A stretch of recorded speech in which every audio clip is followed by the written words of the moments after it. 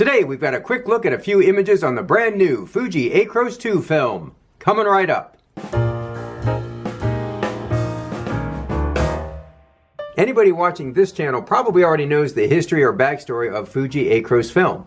Fuji famously discontinued their beloved Acros 100 back in 2018, only to announce in 2019 that they were bringing it back as a new formulation, Acros 2.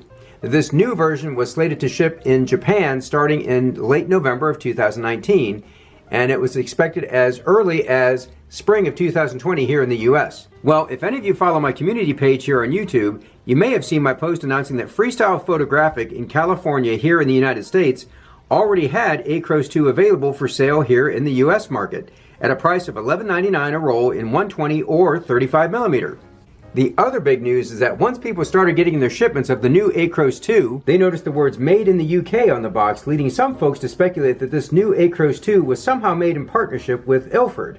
Now, I don't have any insider information about the situation, but there aren't that many companies producing film these days, especially in the UK, so a Fuji-Ilford connection doesn't sound that far-fetched to me. So a few days after I made that freestyle post, I decided to go ahead and order a couple rolls of Acros 100 for myself, only to find that Freestyle was completely sold out.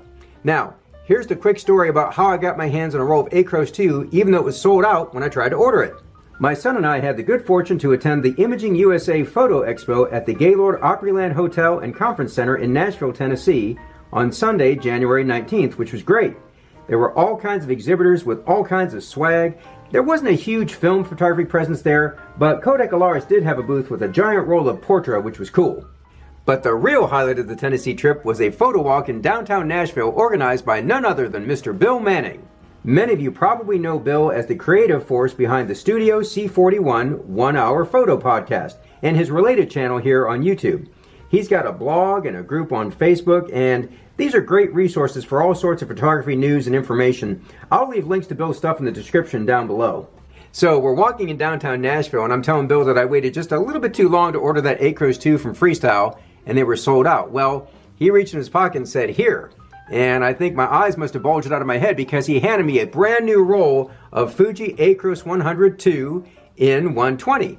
And at first I said, "Yeah, I don't know. You know, all my 120 cameras are just toy cameras." And he said, "No, go ahead and take it." So I got my hands on my first and so far only roll of Acros 2, thanks to the generosity of Bill Manning. So this is not going to be a comprehensive review. This is really just my first impressions of the first roll. So next I had to decide what camera to shoot this prized roll of Acros 2 in. Should I use my Hasselblad? Should I use my Rolleiflex? Just kidding, you know all I have is cheap cameras. So here's what I had to choose from. Various Holgas, an FPP Debonair, a Brownie Hawkeye, various Dianas, or a Lubitel.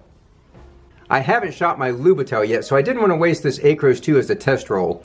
My Brownie Hawkeye already had a roll of Pan F inside of it, and I just shot the Holgas not too long ago for Holga Week, so that really left me with two choices, the FPP Debonair or my Dianas. Now, the nice thing about both those cameras is you can squeeze 16 images onto a single roll. The Debonair is 645 format, and the Dianas are square, and I really do like that square format, so I decided to go with my favorite Diana clone, the Globe. Here's a few of my favorites from the roll.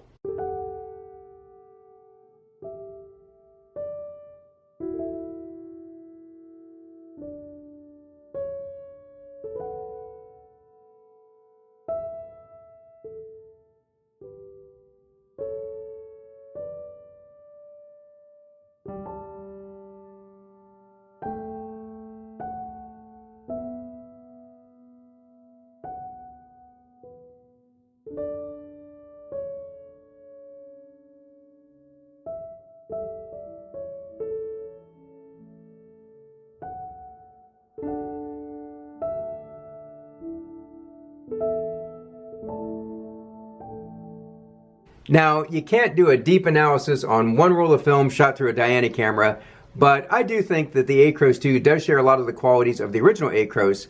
The contrast, the smooth fine grain. I did like the results, and I do plan on picking up a couple rolls in 35mm as well. If you like this video, give it a big thumbs up and make sure you subscribe to this channel. You can also follow me on Instagram at TheOldCameraGuy. Again, a big thanks to Mr. Bill Manning for organizing that Nashville photo walk and for graciously donating that film to me. Thanks again for watching, and until next time, do some good, have some fun, and shoot some film.